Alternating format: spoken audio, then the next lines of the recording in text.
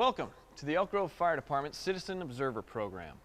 The goal of this video is to introduce you to the ride-along program and provide you some information regarding the types of incidents you may encounter, define our dress and hygiene requirements, and inform you of potential risks you may face while observing departmental operations. And finally, we will discuss your obligation to maintain patient privacy as required by state and federal laws. Let's get started. The fire department operates as a highly structured paramilitary organization with rigid rules for how our employees present themselves to the public. Personnel must be in appropriate department uniform or protective clothing throughout their shift and must maintain high levels of personal hygiene and grooming standards. To maintain a professional atmosphere, citizen observers must adhere to the dress code provided on your ride-along information sheet. And, out of respect for our customers and employees, observers are encouraged not to wear strong colognes or perfumes and to limit the amount of facial makeup worn during your observation period. Facial hair must be neat and trim, and hair that extends below the collar must be tied up for safety reasons. Failure to observe the dress code or meet minimum hygiene standards will be cause for immediate termination of your ride-along experience. While participating in your observation, you will need to follow the directions provided to you by any of our uniformed department employees. This direction is more than advice. During emergency operations, it is often a lawful order that must be followed. Failure to follow direction can result in serious injury or even death to the observer and/or our department employees. Failure to follow the direction of our employees is also cause for termination of the ride-along experience.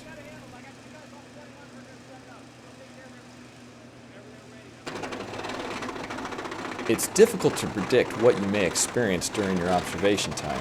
However, a typical day could include response to medical emergencies, vehicle accidents, wildland fires, structure fires, vehicle fires, public assistance calls, and false alarms.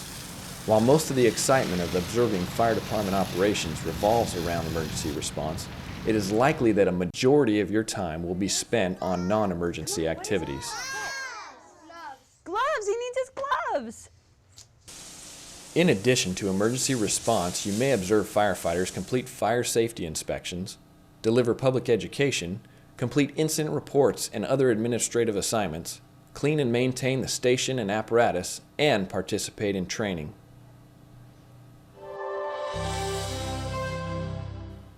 The typical day in the fire station begins at 7 a.m., shift change.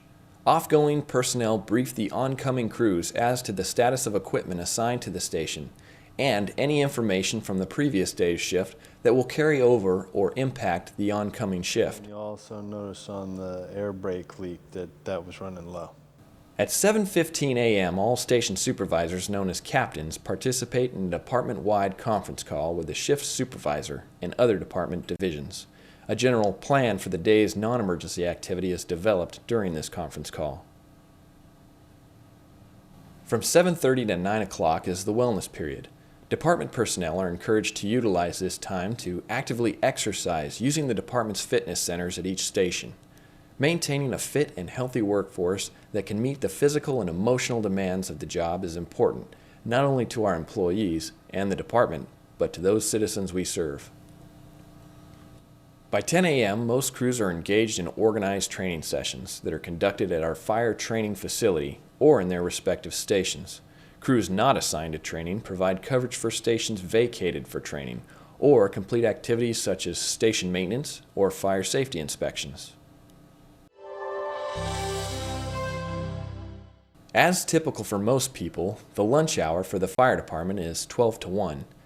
Barring emergency response, this time is set aside for firefighters to eat and relax. But remember, no activity, not lunch, not dinner, not sleeping, or even restroom breaks are not immune to immediate termination due to an emergency response. After the lunch hour, crews complete a variety of tasks ranging from public education to station maintenance or administrative assignments. By 4 p.m., one or more of the crew members will be thinking about dinner for the crew. Depending on the crew and how they structure their meals, you may or may not have the opportunity to buy into the meal. Each crew must provide for their own meals, and as such, the cost is shared among those eating. You should be prepared to provide your own meals and beverages during your observation time, and it is highly recommended that you carry a small amount of cash to purchase food should an assignment or deployment carry you away from your meal supplies for an extended period of time. Evening hours are considered emergency standby hours. Personnel are free to complete paperwork, relax, study, exercise, or even sleep. They must always be ready on site for immediate response. The early evening hours are often used to catch up on reports and activities not completed during the day due to emergency responses. Firefighters sleep at the station overnight, finishing their 24-hour shift at 7 a.m. the next morning.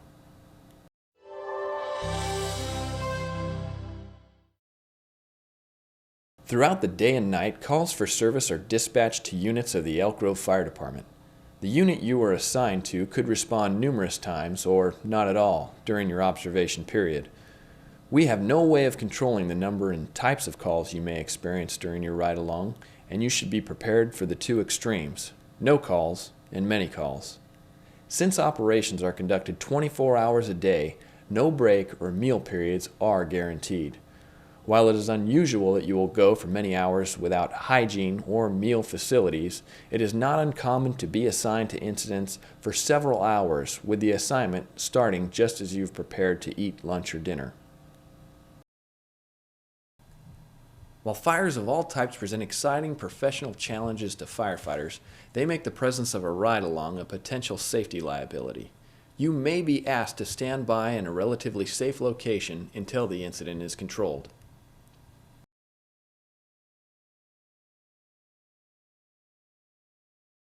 Similarly, activities along our roadways present a serious safety issue for all personnel and observers.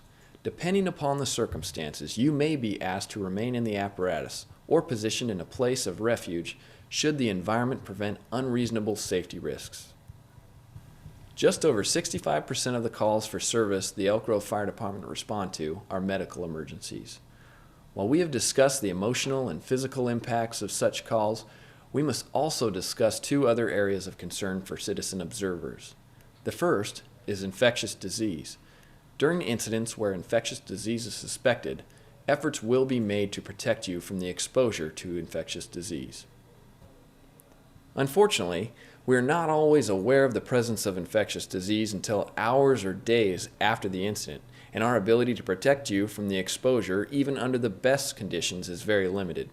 You must assess your personal health and ability to be exposed to patients suffering from a wide variety of illness, many of which are transmittable through blood or air to both employees and observers. The last area for us to cover is patient privacy. Both federal and state laws provide very specific privacy rights to our patients. In the most basic terms, anything you see or learn during your observation about any patient is protected information and cannot be released or otherwise shared with those outside the department. For example, after your observation, you tell a friend about one of the calls you were on while you were eating lunch at a local restaurant. The details you provide are heard by a nearby citizen, and they learn some detail about the call. They can file a legal complaint against you on behalf of the patient they don't even know. Just the act of telling your friend is illegal. What you see or hear while on your ride-along relative to patient care stays here. It's not our intent to scare you or otherwise discourage you from participating in a ride-along observation of our fire department operations. But we want you to be as informed as possible about the activities you may encounter, the risks they present, and the physical and emotional aspects that could affect you during your observation. Having good information improves the likelihood of you having a positive experience while watching us do what we do best: serve our community.